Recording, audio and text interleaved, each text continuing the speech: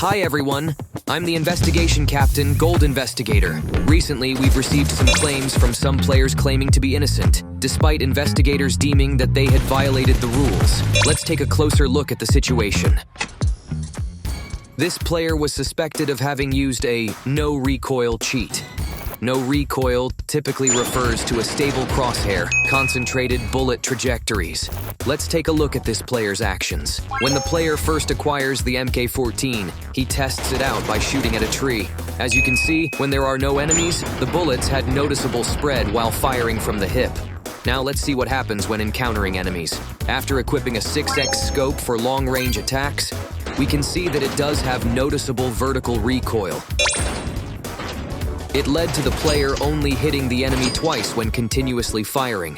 Perhaps some investigators might have doubts about the astonishing recoil from the MK14. After all, the recoil this player experienced is much lower than what the MK14 usually exhibits. That's why it's also important to consider which mode the player is playing.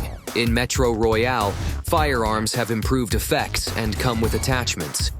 So, it's expected that firearms in this mode have lower recoil, better control, and are more powerful. Taking this into consideration and observing the entire match, there was no indication of any no-recoil cheats. Therefore, we verified that the player in question was not cheating. For all investigators who found traces of recoil violations, we recommend more carefully assessing the player's crosshair and bullet trajectory.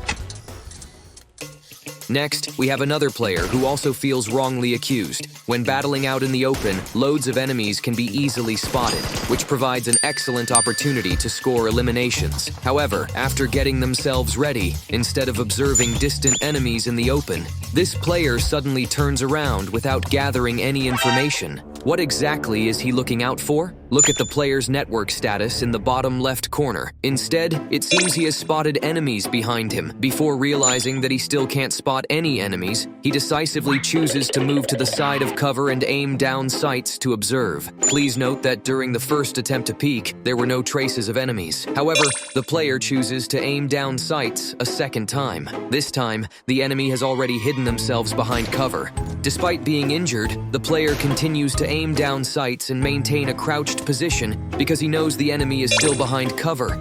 For actions like this, where a player lingers around an enemy with no visibility for a prolonged period while crouching or lying in wait and can anticipate the enemy's actions in advance, we can conclude that the player is cheating.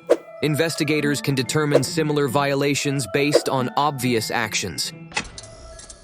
If you look closely, this player is firing at the enemy while they are being recalled in mid-air. This attack is not just an accurate shot, but he's also able to maintain it continuously. What's even more unreasonable is that despite the rapid speed, each bullet fired seems to have a mind of its own and manages to hit the enemy with pinpoint accuracy.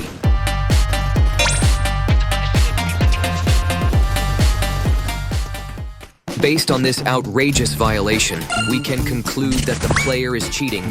As for these scenes that are too challenging for the eyes, investigators should make judgments based on these obvious signs of violations. Investigators encounter a variety of cases every day. Some violations are obvious to spot, while others are difficult to discern. There are also cases where players are genuinely innocent. It's crucial to repeatedly confirm player behavior off specific situations to minimize making wrong judgments and ensure accuracy.